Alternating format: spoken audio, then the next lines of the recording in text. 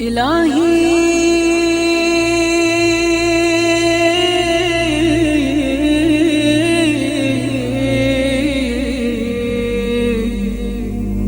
إن كان الندم على الذنب توبة. السلام علیکم ورحمۃ اللہ وبرکاتہ۔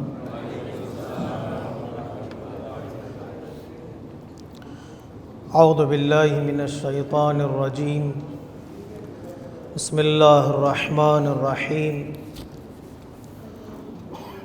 الحمد للہ الذی کان موجودا قبل حدوث الاشیاء ویبقى بعد فناء الاشیاء، تفرد بالاولیۃ والقدم ووسم كل شيء ما عداه بالفناء والعدم، كما قال عز شأنه كل شيء هالك إلا وجهه وكل نفس ذائقة الموت، وقال كل من عليها فان ويبقى وجه ربك ذو الجلال والإكرام، سبحان اللہ الذی منہ خلقت العباد وإلیہ المعاد، فمن يعمل مثقال ذرة خيرا يره ومن يعمل مثقال ذرة شرا يره، نشهد أن لا إله إلا هو الملك الذي لا ينازع في ملكه ولا يضاد في حكمه، يعذب من يشاء بما يشاء كيف يشاء ويرحم من يشاء بما يشاء كيف يشاء، تعذيبه المسيئين عدل وعفوه فضل، ونشهد أن محمدا سيد المرسلين، اللهم صل على محمد آل محمد، وخير المبشرين والمنذرين صلی اللہ علیہ وآلہ الہداة المہدیین، من رکب سفینتہم نجا واہتدى ومن تخلف عنها ضل وغرق وہوى، اوصیکم عباد اللہ بالاعتصام بالتقوى فإنہ حبل متین وعروۃ عتقى، اما بعد فقد قال الحکیم فی کتابہ الکریم وقولہ الحق، بسم اللہ الرحمن الرحیم، ان الذین آمنوا وعملوا الصالحات یہدیہم ربہم بایمانہم، صدق اللہ العلی العظیم۔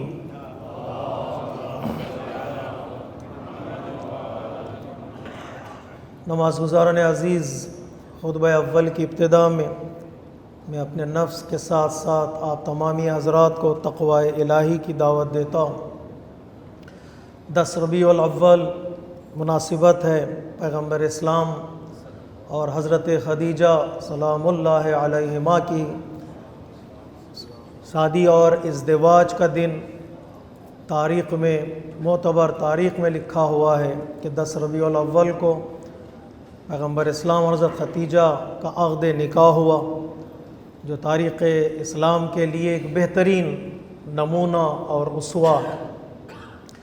جب بھی ہم حضرت خدیجہ کی بات کرتے ہیں تو اکثر آپ کے سن پر گفتگو ہوتی ہے، آپ کی عمر کتنی تھی شادی کے وقت، یا زیادہ سے زیادہ ہم بات کرتے ہیں تو آپ کے پاس کتنا پیسہ تھا، کتنا مال تھا، اس پر گفتگو ہوتی ہے، لیکن آپ کے کردار اور آپ کی سیرت پر گفتگو کم ہوتی ہے کہ انتخاب جو آپ نے کیا، جو پیغمبر اسلام نے اس انتخاب کو ایکسیپٹ کیا، اس کے پیچھے راز کیا تھا، وہ کون سے ویلیوز تھے، وہ کون سا اقدار تھیں، صفات تھیں جن کی وجہ سے آپ تاریخ اسلام کی ایک معتبر اور باعزت اور باوقار خاتون کے نام سے مشہور ہو گئیں، جو آج کی عورتوں کے لیے بھی، خواتین کے لیے بھی ایک اسوہ ہیں، ایک نمونہ ہے۔ یہاں تک کہ پیغمبر اسلام نے آپ کے بارے میں فرمایا کہ کائنات میں جنتی جو عورتیں ہیں جن کا تعلق بہشت سے ہے، دنیا میں رہ کر جنہوں نے جنتی کردار اپنایا، جنتی مینرز ان کے پاس تھے۔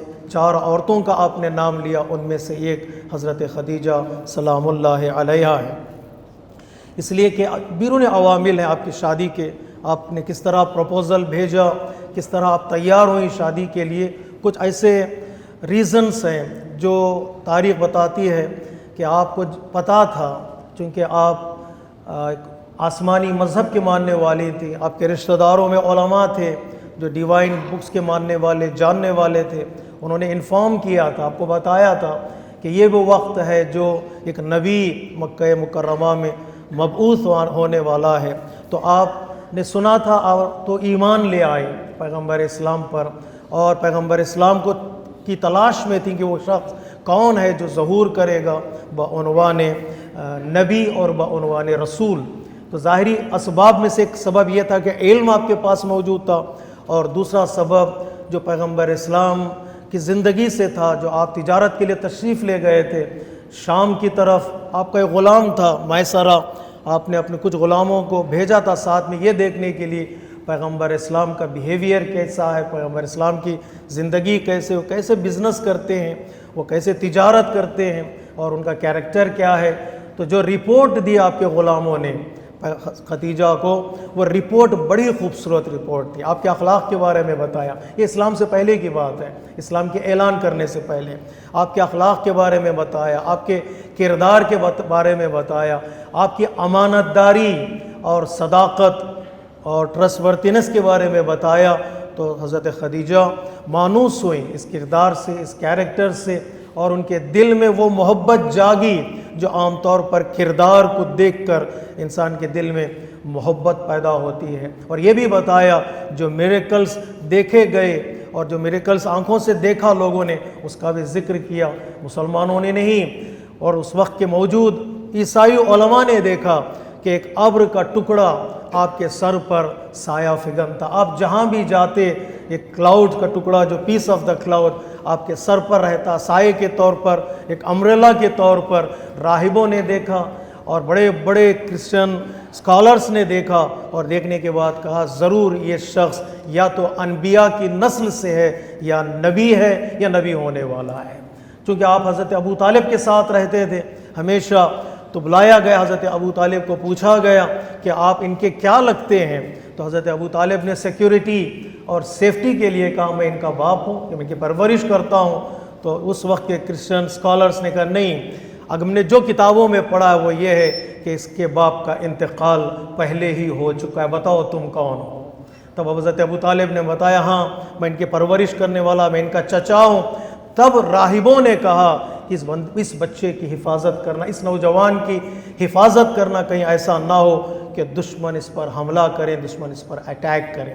یا بیرونی عوامل تھے، اس کو سنا تھا حضرت خدیجہ نے کہ یہ شخص بڑا ہی عزت والا، وقار والا، صفات والا ہے، لیکن کچھ صفات ہیں جو آج کی ہماری خواتین کے لیے بھی ضروری ہیں کہ اس پر توجہ کریں اور غور و فکر کریں کہ آسان نہیں ہے کسی کا بھی اس دنیا میں عزت کے نام سے مشہور ہونا، ایک آبرو مند زندگی گزارنا۔ میں ہمیشہ یہ جملہ کہا کرتا ہوں، عام انسانوں میں مشہور ہو جانا اور ہے، لیکن اہل بیت کے گھرانے میں اپنی عزت کو بچاتے ہوئے، اپنے سٹیٹس کو بچاتے ہوئے ایک نام پیدا کرنا اور ہے۔ پیغمبر اسلام کی زوجہ بن کر زندگی گزارنا، اور پیغمبر اسلام جن کو پسند کریں، جن کی تعریف کریں، اس قابل بننے کے لیے انسان کو محنت کرنی پڑتی ہے، انسان کو کوشش کرنی پڑتی ہے۔ علماء کرام نے جو پہلی صفت حضرت خدیجہ کے لیے بیان کی ہے، جو آپ کے اندر موجود تھی،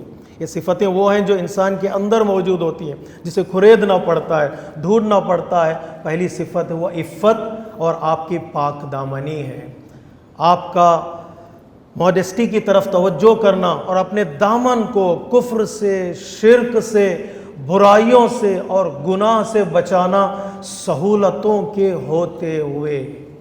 کبھی کبھار ہوتا ہے انسان کے پاس سہولت نہیں ہے، انسان کے پاس فیسیلیٹیز نہیں ہے، انسان کے پاس پیسہ نہیں ہے، سب کچھ ہوتے ہوئے، ملکۃ العرب ہوتے ہوئے آپ نے اپنے دامن کو، اپنے وجود کو اتنا پاک رکھا اور بچا کے رکھا، شاید مصلحت پروردگار ہو کہ آپ کا ایک لقب جاہلیت عرب میں طاہرہ قرار پایا۔ کہ آپ کو لوگ کہتے تھے یہ پاک و پاکیزہ ہے، اور یہ اس کا دامن پاک و پاکیزہ ہے، اور یہ پروردگار عالم قرآن مجید میں کہتا ہے ہاں جو لوگ ایمان لے آتے ہیں، عمل کرتے ہیں اور نیکیوں کی طرف آتے ہیں، ہم ان کے وجود کو پاک کر دیں گے، ہم ان کے ذکر کو پاک کر دیں گے۔ من عمل صالحا من ذکر او انثی وہو مؤمن فلنحینہ حیاتا طیبہ، ہم ان کی زندگی کو پاک کر دیں گے، ہم ان کے ذکر کو باقی رکھیں گے۔ یہ عفت اور پاک دامنی کا نتیجہ ہے کہ پروردگار عالم ان کی مدح کرتا ہے۔ اس کے لیے آسان نہیں ہے۔ میں میرے نوجوانوں سے یہ کہہ دوں کہ پاک رکھنا دامن کو اور عفت کے سائے میں، ماڈسٹی کے سائے میں زندگی گزارنا یہ کنٹینیوس ایک سٹرگل ہے، ایک جہاد ہے، آسان نہیں ہے۔ نیکیوں کے راہ میں چلتے چلے جانا اور اپنے دامن کو بچانا، انسان کے چھ حص جو ہوتے ہیں ان سب کو بچا کے رکھنا پڑتا ہے تاکہ انسان کا دامن آلودہ ہونے نہ پائے۔ اور دوسری صفت جو حضرت خدیجہ کے اندر موجود تھی وہ حضرت خدیجہ کا انتخاب ہے شادی کے لیے، میرج کے لیے۔ آپ نے جو سلیکٹ کیا ہے اور شادی کو وسیلہ بنایا ہے ایک بہتر زندگی کے لیے، ایک اسپریچول لائف کے لیے۔ آپ کے پاس فیسلٹیز موجود تھیں، بس کبھی کبھار کہتے ہیں نا یہ وسیلے جو ہم بیان کیے جاتے ہیں ان میں سے ایک وسیلہ سیٹسفیکشن کے لیے، ایک وسیلہ کامیابی کے لیے، ایک وسیلہ اسپریچولیٹی کے لیے شادی ہے۔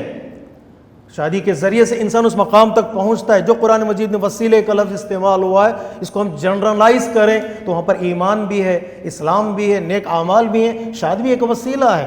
بعض نوجوان آج کل کے کہتے ہیں ہمیں شادی کی ضرورت نہیں، ہم اپنے آپ کو پاک رکھنا چاہتے ہیں، اپنے آپ کو ہم ان جھمیلوں سے دور رکھنا چاہتے ہیں۔ ان کے لیے بہترین جواب یہی حضرت خدیجہ کی زندگی ہے۔ اگر شادی کے ذریعے سے انسان اسپریچولیٹی کے ایک قدم اور قریب ہو جاتا ہے، نہ کہ دور ہو جاتا ہے۔ اگر اتنا ہی برا مسئلہ ہے یہ شادی کرنا، یا انسان کے جسم کو آلودہ بنا دیتا ہے، جھمیلوں میں پڑنا نہیں چاہتا ہے، تو پھر بڑی شخصیتوں نے کیوں اس کی طرف قدم آگے بڑھایا؟ اگر شادی کرنے سے پرابلم پیدا ہوتی ہیں تو پھر حضرت زہرا کو تو شادی کرنی ہی نہیں چاہیے تھی، حضرت خدیجہ کو شادی نہیں کرنی چاہیے تھی۔ بڑی بڑی پرسنالٹیز نے جو شادیاں کی ہیں ان کو پتہ ہے شادی وسیلہ ہے ایک اسپریچولیٹی کی طرف قدم آگے بڑھانے کے لیے۔ انسان کے وجود کو یہ چیزیں وہ ہیں جو ایک وسیلہ بنتی ہیں کہ انسان ترقی کر سکتا ہے۔ اخلاقیات کو معیار بنا کر اگر شادی کی جائے، اقدار کو معیار بنائے، پرنسپلز کیا ہیں شادی کے لیے، کس وجہ سے شادی کی جا رہی ہے، اگر اس کو سدھارا جائے ایک بہترین ذریعہ ہے اسپریچولیٹی کے لیے اور معنویت کے لیے۔ اس کی طرف خاص توجہ کرنا بہت ضروری ہے جو حضرت خدیجہ نے عملی طور پر بتایا۔ نہیں، امکانات موجود ہیں، فیسلٹیز موجود ہیں، اس کا مطلب یہ نہیں ہے کہ انسان کسی کو سلیکٹ نہ کرے اپنی زندگی کو آگے بڑھانے کے لیے اور بہتر بنانے کے لیے۔ کون سی صفتیں دیکھیں، کن چیزوں کو تلاش کریں، اخلاقی معیار ہو، پرنسپلز جو ہیں شادی کے لیے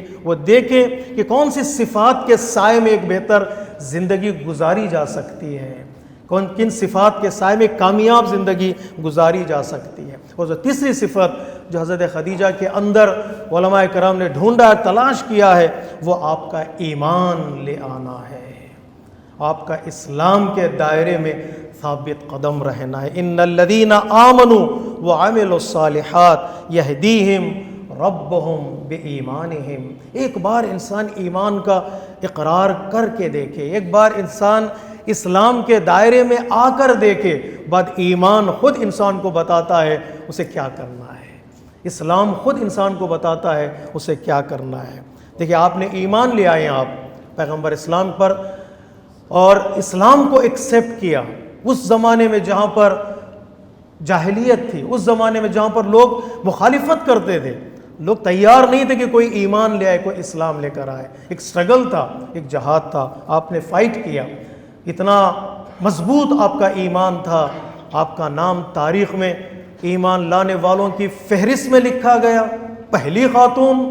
اتنا ہی نہیں ہونا، ایمان انسان کو نیک کاموں کی طرف گائیڈ کرتا ہے۔ سب سے پہلی نماز پڑھنے والی پیغمبر اسلام کے پیچھے اگر کوئی خاتون ہے تو حضرت خدیجہ سلام اللہ علیہا ہے۔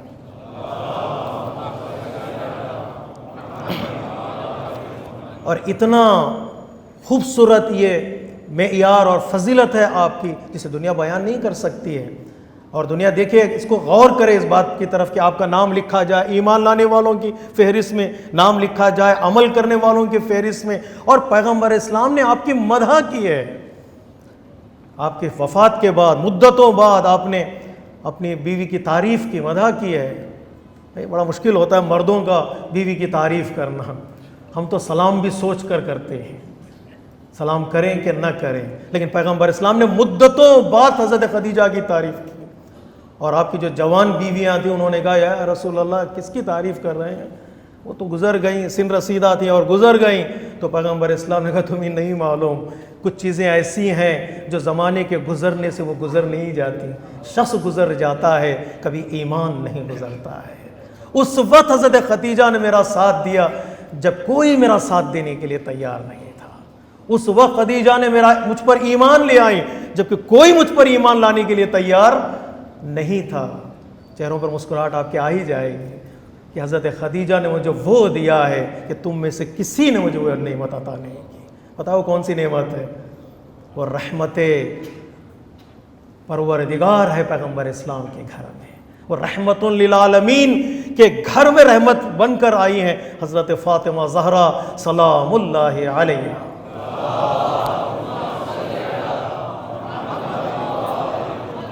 جن کے لیے پیغمبر پروردگار عالم نے حضرت خدیجہ کے آغوش کا انتخاب کیا. ایک معصوم پیکر کے لیے طاہرہ کا آغوش ضروری تھا. بڑا خوبصورت جملہ کہا ہے آغا قراتی نے کہ مال کثیر دیا حضرت خدیجہ نے. مال دیا نہیں، راہ خدا میں اپنے سارے مال کو پیغمبر اسلام کے قدموں پر رکھا. یہ نہیں کہا یہ میرا مال ہے بانٹ دو.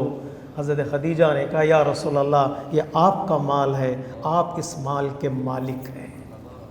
کئی جگہوں پر یہ مال کام آیا. شیب ابی طالب میں یہ مال کام آیا جب آپ نے ہجرت کی تھی. شیب ابی طالب میں مشکلات میں گھرے ہوئے تھے سب مسلمان، اس وقت حضرت خدیجہ کا مال کام آیا. مسلمانوں کی مدد کرنے کے لیے جب مکہ مکرمہ میں مسلمان ڈھونڈ رہے تھے پناہ، کوئی ہے جو ایک وقت کی روٹی انہیں دے دے، اس وقت حضرت خدیجہ کا مال کام آیا. کہتے ہیں نا مال کمانا آسان ہے اور کہاں خرچ کرنے کے لیے عقل چاہیے. کہاں خرچ کرے جو یاد رہ جائے، مال یاد رہ جائے، ان کا تذکرہ یاد رہ جائے، کہاں خرچ کیا جائے. حضرت خدیجہ نے مال کثیر دیا. جب مال کثیر دیا، مال اتنا پاک تھا، نیت اتنی پاک تھی، موقع اتنا ضروری موقع تھا، اللہ تبارک و تعالیٰ نے مال کثیر لے کر اس آغوش میں کوثر کو رکھ دیا. مال کثیر لیا اور کوثر دے دیا.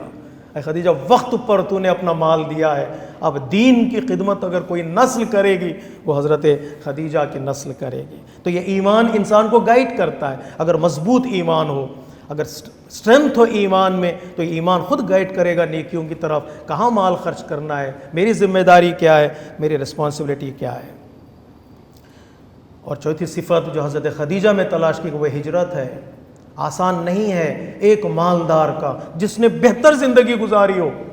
بعض روایتوں میں ہمارے پاس ہے اس پر رحم کرو جو مالداری کے بعد ایک اچھی زندگی گزارنے کے بعد اس کا دامن خالی ہو جائے، فقیر ہو جائے. کوئی خدا نہ خواستہ، اللہ تبارک و تعالیٰ سب کو سہولتوں کے ساتھ باقی رکھے. اگر کوئی مالداری کے بعد فقیر ہو جائے اور اس فقیر ہونے کے بعد جو اس کی زندگی میں مشکلات آتی ہیں وہ مشکلات کا کوئی اندازہ نہیں لگا سکتا. اس پر رحم کرو. اس لیے ہمارے پاس جو ابن السبیل کا مسئلہ ہے، جو سفر میں کوئی آئے اور پیسہ اس کا کھو جائے، وطن میں چاہے وہ مالدار کیوں نہ ہو، اگر وہ سفر میں اس کی جیب میں پیسہ نہیں ہے تو اس کی مدد کرنا ضروری ہے. اس کی مدد کرنا پڑے. اسلامک ٹیکس سے اس کی مدد کی جا سکتی ہے چاہے وہ وطن میں مالدار کیوں نہ ہو. لیکن اگر سفر میں اس کا جیب خالی ہو جائے اس کی مدد کرو. وہ ابن السبیل ہے. تو یہاں حضرت خدیجہ کی زندگی کا مطالعہ کریں، جن کی زندگی ملکۃ العرب کے نام سے گزری ہو، ٹائٹل کے نام سے گزری ہو. وہ شیب ابی طالب میں ہو، 4 لوگ ایک کھجور کے 4 حصے بنائیں اور کھائیں، پینے کے لیے پانی نہ ہو، لیکن ایک لمحے کے لیے بھی، بس یہ جملہ میں کہنا چاہ رہا تھا میری ماں بہنوں کے لیے، ایک لمحے کے لیے بھی حضرت خدیجہ کے دل میں شک تک پیدا نہیں ہوا پیغمبر اسلام کی رسالت. ایک لمحے کے لیے بھی نہیں کہا چلو اب واپس چلتے ہیں، کفار سے کمپرومائز کر لیتے ہیں.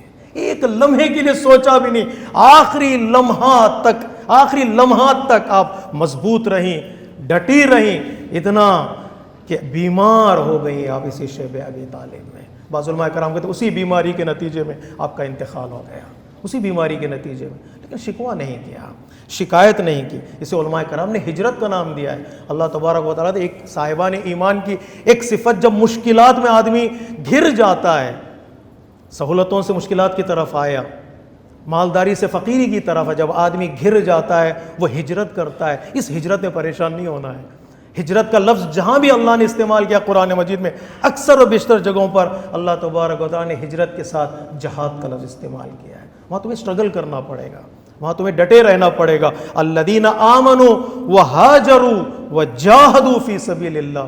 تھوڑی سی مشکلات آئے ہم پریشان ہو جائیں, شکوہ کریں, کمپلین کریں, زندگی کو توڑ دیں, یہ شک و شبہ انسان کی زندگی میں آ جائے, یوں زندگی نہیں گزاری جا سکتی. آپ کی زندگی سے جو سبق انسان لے سکتا ہے وہ یہی سبق ہے, تھوڑی دیر صبر, کچھ مدت کے لیے صبر, اور اس کے بعد شکر انسان کی زندگی کو کامیاب بنا دیتا ہے. کئی لوگوں پر احسان, ایسا نہیں کہہ سکتے خدیجہ کے اطراف جو لوگ تھے کفار, ان پر خدیجہ نے احسان نہیں کیا تھا, مال کا احسان کیا تھا, مدد کی تھی, لیکن جن لوگوں نے مدد لی تھی ان لوگوں نے ساتھ نہیں دیا. کفار ٹوٹ گئے, کفار ہار گئے, جو مشرکین تھے وہ ہار گئے, لیکن یہ ایمان کی پیکر خاتون نے کبھی بھی ہار کو تسلیم نہیں کیا, کبھی بھی شک اپنی زندگی میں آنے نہیں دیا. کامیاب ہوئے, شیب ابی طالب سے نکلے کامیاب ہو کر, اور اس خاتون کا نام پیغمبر اسلام کی زندگی کے ساتھ جڑ گیا ہے. اس طرح جڑا کہ جب آپ معراج سے تشریف لائے تو ایک جو امانت آپ معراج سے لے کر آئے, پتہ وہ امانت کیا ہے؟ اللہ تبارک و تعالیٰ نے کہا, جبرائیل کے ذریعے سے پیغام پہنچایا, جاؤ میرے رسول سے کہہ دو کہ وہ خدیجہ کو میرا سلام سنائے. اللہ نے خدیجہ کی خدمت میں سلام بھیجا ہے, اور حضرت خدیجہ کا جواب بھی تھا, میری طرف سے بھی سلام ہو, اور اسی کی طرف سلام لوٹ کر جاتا ہے جو خالق کائنات ہے. سلام در حقیقت اللہ کے ناموں میں سے ایک نام ہے. اس شخصیت کو یہاں یہ شخصیت پہنچی ہے, تب جا کر اس شخصیت کا نام پیغمبر اسلام سے جڑا ہوا ہے. اللہ تبارک و تعالیٰ ہمیں توفیق دے ان عظیم شخصیتوں کو اپنی زندگی کے لیے نمونہ بنائے. ان احسن الحدیث و ابلغ الموعظہ کتاب اللہ. بسم اللہ الرحمن الرحیم. والعصر ان الانسان لفی خسر الا الذین آمنوا وعملوا الصالحات وتواصوا بالحق وتواصوا بالصبر.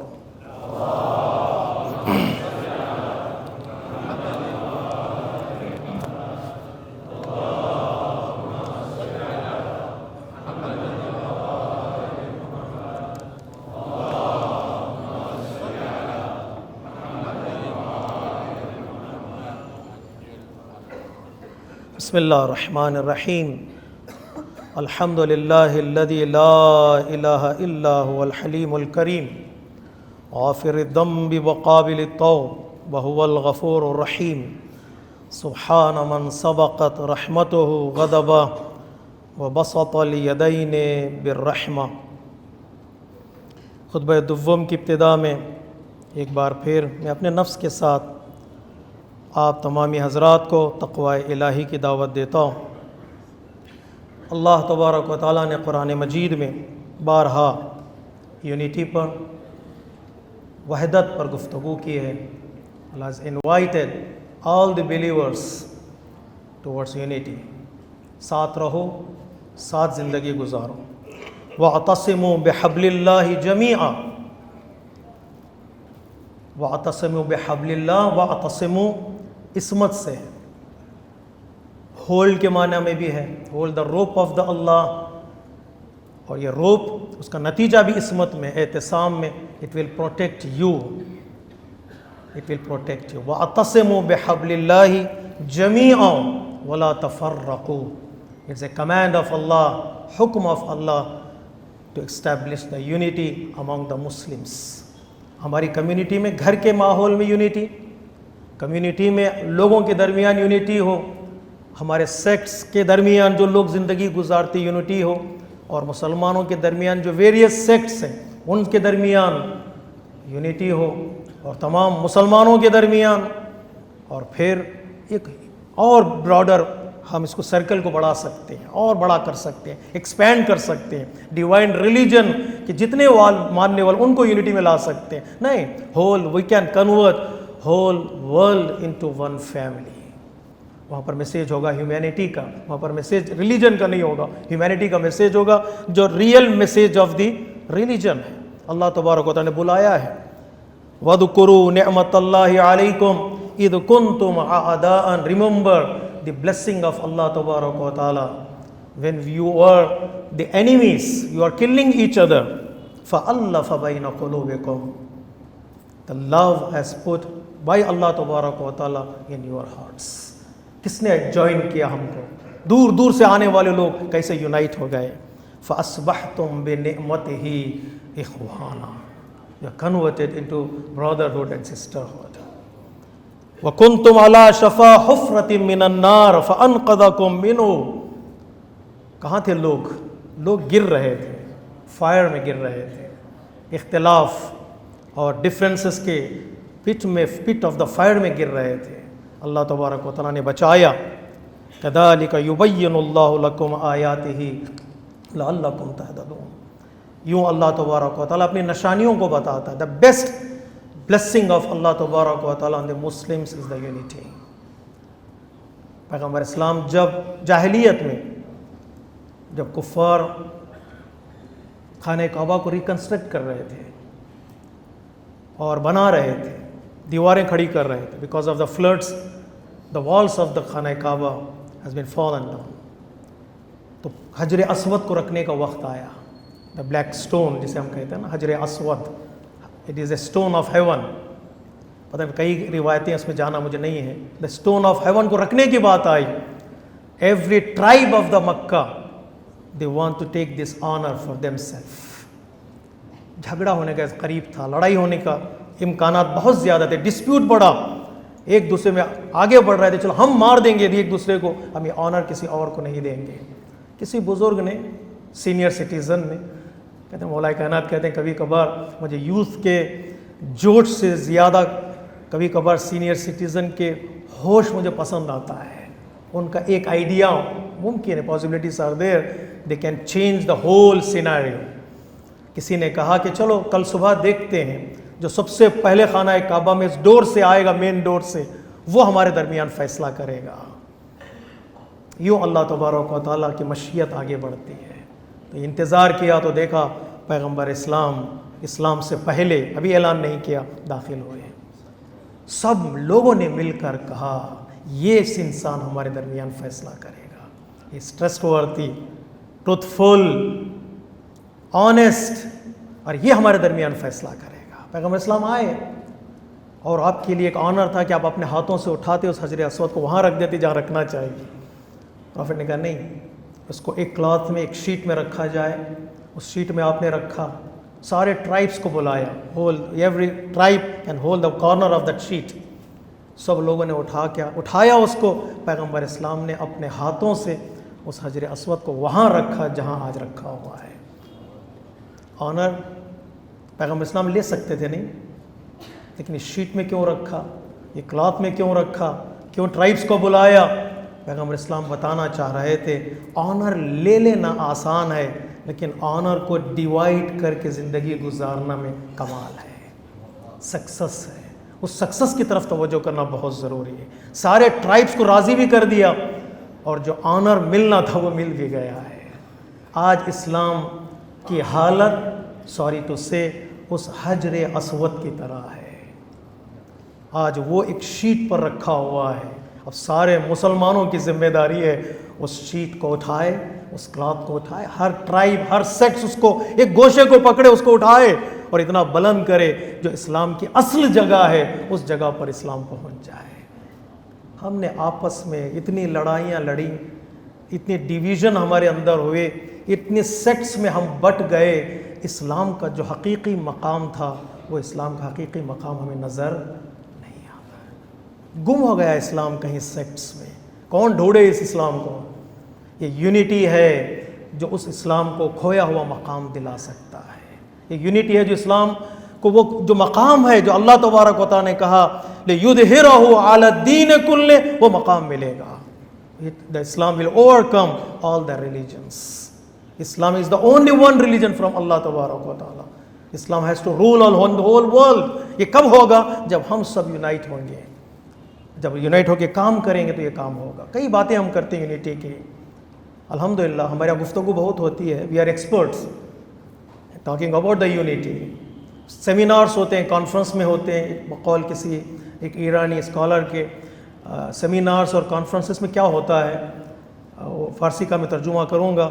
سیمینار کا اعلان ہوتا ہے, کانفرنس کا, coming into the seminars, coming, sitting, discussing, eating and going back. What is the motive of that conference, what is the goal of that conference. نتیجہ ہمارے ہاتھ میں نہیں آتا ہے. وہ کیا کیا جائے, how can we establish the unity among the Muslims. باتیں بہت ہوتی ہیں.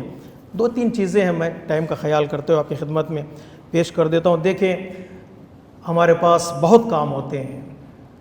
ایکسپینشن کی باتیں ہوتی ہیں, ہمارے پاس بلڈنگز کی باتیں ہوتی ہیں, ہمارے پاس یونیورسٹی کی باتیں ہوتی ہیں. ضروری ہیں, یہ باتیں بہت ضروری ہیں. لیکن ان کے ساتھ ساتھ اگر ایجوکیشن کو آگے نہ بڑھایا جائے تو پھر بلڈنگز کوئی کام انسان کے آنے والی نہیں ہے.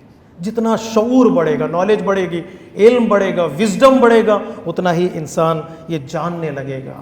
ہمارے پاس پروجیکٹ کا ہونا بہت ضروری ہے فار دا یونٹی.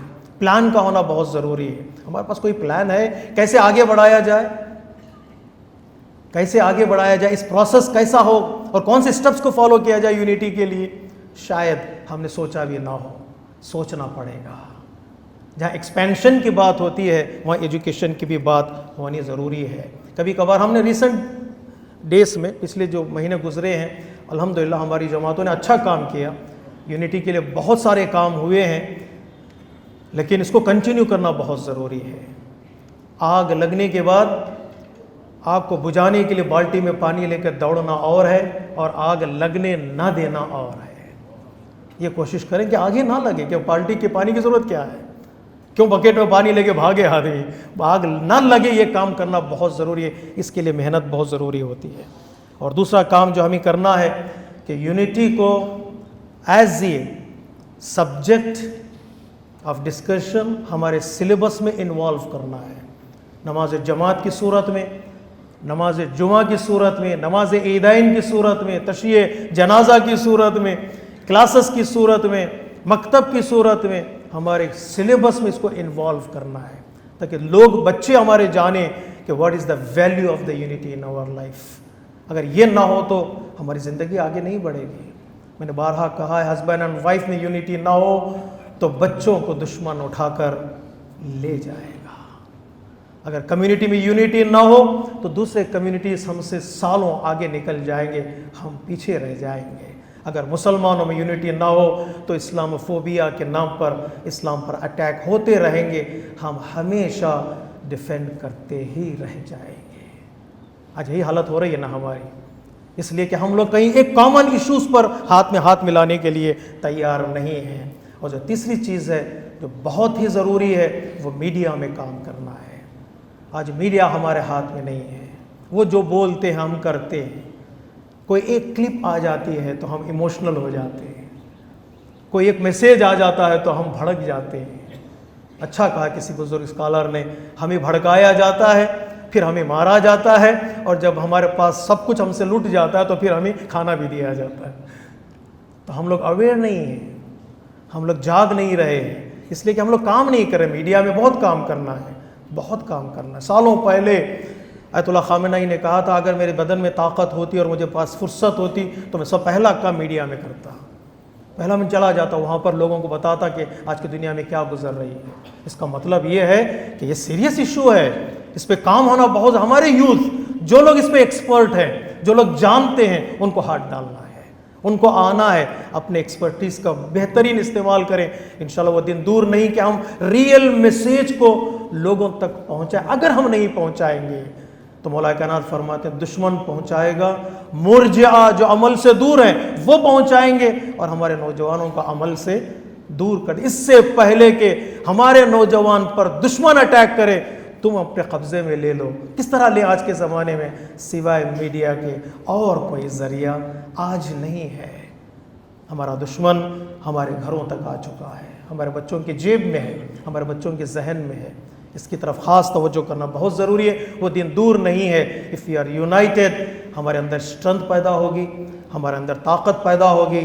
بہت کچھ کر سکتا ہے آدمی اکیلے، جسے کسی بڑے بزرگ اسکالر نے کہا تھا کہ ہم اکیلے بہت کچھ کر سکتے ہیں، لیکن together we can do more. ایک افریقن پروورب بھی ہے، اسے کہتے ہیں if you want to go fast go alone, if you want to go far go together۔ دور تک جانا ہو تو کسی کے ساتھ چلنا پڑے گا۔ اللہ تبارک و تعالی ہم سب کو متحد رکھے اور یہ اتحاد کا پیغام ہم دنیا کے گوشے گوشے تک پہنچا سکے انشاءاللہ۔ اللہم صلی علی سید المرسلین و شفیع المذنبین نبیا محمد صلی اللہ علیہ وآلہ وعلى امام المسلمين وقائد الغر المحجلين امير المؤمنين علي بن ابي طالب وعلى سيدة نساء العالمين وبضعة خاتم النبيين سيدتنا فاطمة بنت رسول الله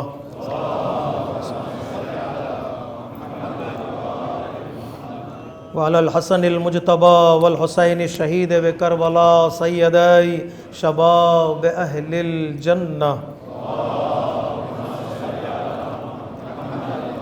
وعلى أئمة المسلمين وقادة المؤمنين علي بن الحسين ومحمد بن علي وعلي بن محمد والحسن بن علي عليهم الصلاة والسلام۔ اللهم صل على مولانا صاحب الزمان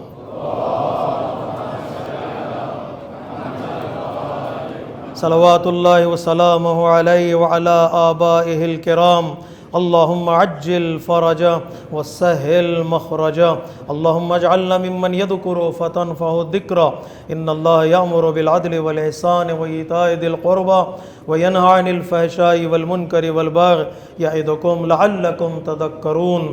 ان احسن الحدیث وابلغ الموعظہ کتاب اللہ۔ بسم اللہ الرحمن الرحیم۔ قل هو اللہ احد اللہ الصمد لم یلد ولم یولد ولم یکن له کفوا احد۔ صدق اللہ العلی العظیم۔ والسلام علیکم ورحمۃ اللہ وبرکاتہ۔